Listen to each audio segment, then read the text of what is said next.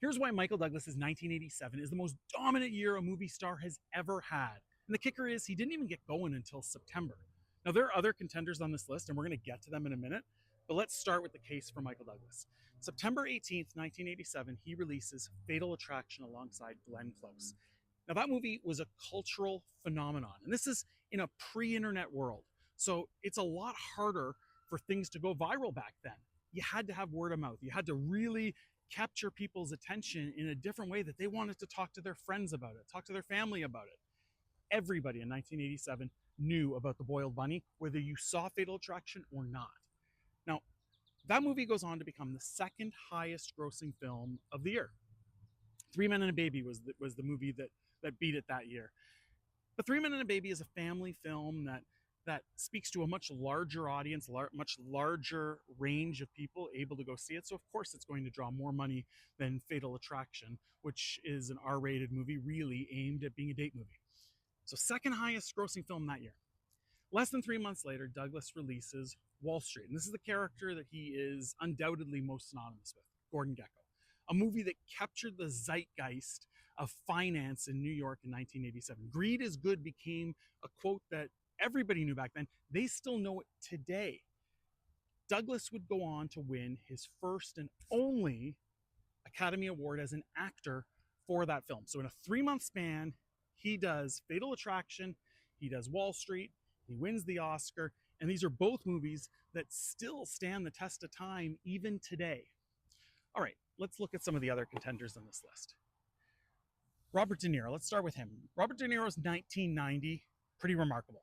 He does Goodfellas, which I don't know how much I need to say about Goodfellas. This is a movie that is one of the greats. It stands the test of time. People still talk about Goodfellas to this day. And he does Awakenings, another tremendous movie. So this is a strong candidate against Douglas's 1987.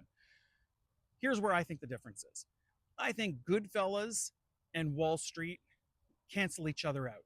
Goodfellas probably has a little bit more cultural relevance still today than Wall Street, but Wall Street really captured a moment in time in a way that was incredibly unique.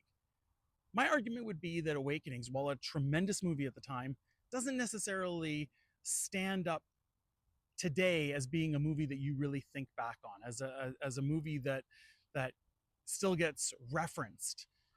Fatal Attraction very much is. It's a movie that spooked a lot of people. Certainly spooked anybody who was unfaithful in their marriage. And I think that some of the themes of that movie still stand up very strong today. That's why I would say Douglas over De Niro. Douglas is 87 over De Niro's 1990. This brings us to Tom Hanks in his 1993. And I think this is the major contender against Douglas's 87. In 1993, Tom Hanks does Sleepless in Seattle. It's one of the prototypical rom-coms of the 90s. In fact, when you look at the bar for rom-coms, it's probably When Harry Met Sally and Sleepless in Seattle. Those are probably the two that are either at the top or near the top. So this is a huge success for Tom Hanks. It sets up the Hanks and Meg Ryan pairing. Very financially successful. He also does Philadelphia, and much like Wall Street was Michael Douglas's first Academy Award for acting, Tom Hanks goes on to win Best Actor for Philadelphia. So very even here in the matchups. So I guess really my argument on that one would be that I think that Fatal Attraction and Wall Street captured 1987 in a way that is still culturally relevant to this day, in a much better way than Philadelphia or certainly Sleepless in Seattle would have. Sleepless in Seattle has probably faded over time. At the in 1993, it was a huge film. It was a rom-com that everybody saw. I just don't know that it stood the test of time in the way that Fatal Attraction has, and certainly not in the way that Wall Street has. So that's why I would give Douglas the edge with his 1987 over Tom Hanks's 1993. The last contender here is strictly box office. Jim Carrey's 1994 is bonkers. In 1994, he does Ace Ventura, Pet Detective, he does The Mask, and he does Dumb and Dumber. These are three giant comedies all knocked off in one calendar year. Box office wise, it is a bonanza. Jim Carrey just absolutely dominated the box office that year. But again, these are comedies, and while they're prototypical Jim Carrey comedies, they certainly put him on the map.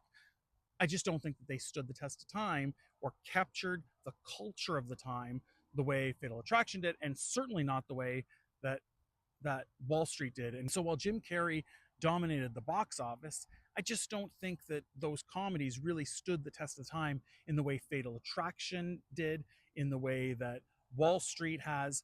Both of those movies, while they're very much movies of the 1980s, the themes of those movies still extremely relevant today. And so that's why I would give Douglas's dominance when it comes to culture and it comes to themes.